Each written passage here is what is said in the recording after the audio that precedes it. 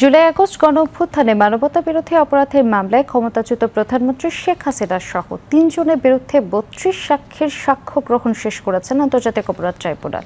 Tribunal ১-এর chairman বিচারপতি মোহাম্মদ গোলাম মুর্তজা মজুমদারের নেতৃত্বাধীন ৩ সদস্যের আদালতে আজ ১০ম দিনের সাক্ষ্য গ্রহণ ও জেরা চলছে। ট্রাইব্যুনালের অপর ২ সদস্য হলেন বিচারপতি শফিউল আলম মাহমুদ ও বিচারপতি মহিতুল হক এনাম চৌধুরী। মামলার অন্য ২ আসামি সাবেক স্বরাষ্ট্রমন্ত্রী আসাদুজ্জামান খান কামাল ও মামলার রাজসাক্ষী হওয়া পুলিশের সাবেক আইজি চৌধুরী আবদুল্লাহ আল মামুন। আজ ৬ জন সাক্ষীর সাক্ষ্য গ্রহণ ও জেরা সম্পন্ন করার কথা রয়েছে। দিনের প্রথমার্ধে ৩ জন সাক্ষীর সাক্ষ্য গ্রহণ করেন ট্রাইব্যুনাল। সাক্ষীরা হলেন সিলেটের সাংবাদিক মুহিত হোসেন ও হুমায়ুন কবির লিটন, ঢাকার মুগদা মেডিকেল কলেজ হাসপাতালের সহকারী পরিচালক ডাক্তার মোহাম্মদ হাসনাত আল মতিন। এর আগে ৯ দিনের মামলায় ২৯ জন সাক্ষীর সাক্ষ্য গ্রহণ এবং জেরা শেষ করেন আন্তর্জাতিক অপরাধ ট্রাইব্যুনাল। এই মামলার মোট সাক্ষী ৮১ জন।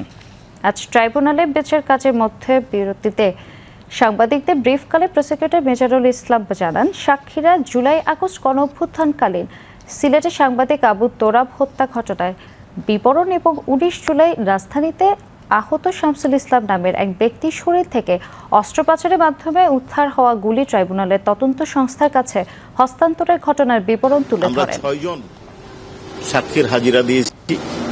এর মধ্যে এখন পর্যন্ত ৩ জন সাক্ষী জেরা এবং জবানবন্দি গৃহীত হয়েছে।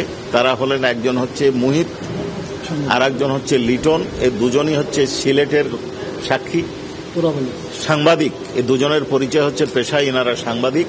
সিলেটে যে সাংবাদিক তোরাব আলীকে তার পেশাগত দায়িত্ব পালনের সময় পুলিশ কর্তৃক হত্যা করা হয়েছিল, সেই ঘটনার বর্ণনা অপর সাংবাদিক মুহিত দিয়েছেন এবং তিনি তার সাক্ষ্যে কিভাবে তাকে হত্যা করেছে, কারা অর্থাৎ কাদের উপস্থিতিতে গুলি করা হয়েছে তার বর্ণনা দিয়েছেন।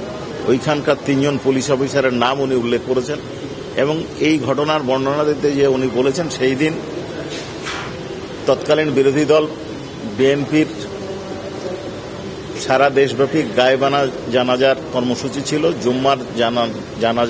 জুম্মার নামাজের পর জানাজা শেষে যখন এটা জিন্দাবাজারের দিকে যাচ্ছিল মিছিলটা, সেই মিছিলের পেছন থেকে পুলিশ কোনো কারণ ছাড়াই আক্রমণ করে। এই আক্রমণে সারা শরীরে গুলিবিদ্ধ হয়ে সাংবাদিক আবু তোরাব পড়ে যান, বসে পড়েন এবং ওইখানে কোনো যানবাহন না থাকায় উনি নিজেই রিকশাতে করে প্রথমে নিয়ে যান সিএনজির কাছে, তারপরে সিএনজিতে করে নিয়ে যান। উনি আরও একটা কথা বলেন যে উনি পুলিশকে নিষেধ করেছিলেন যে আমরা সাংবাদিক পেশাগত দায়িত্ব পালন করছি, হাত তুলে ইশারা করেছিলেন, তারপরেও তাদেরকে লক্ষ্য করে গুলি চালনা করা হয়েছিল।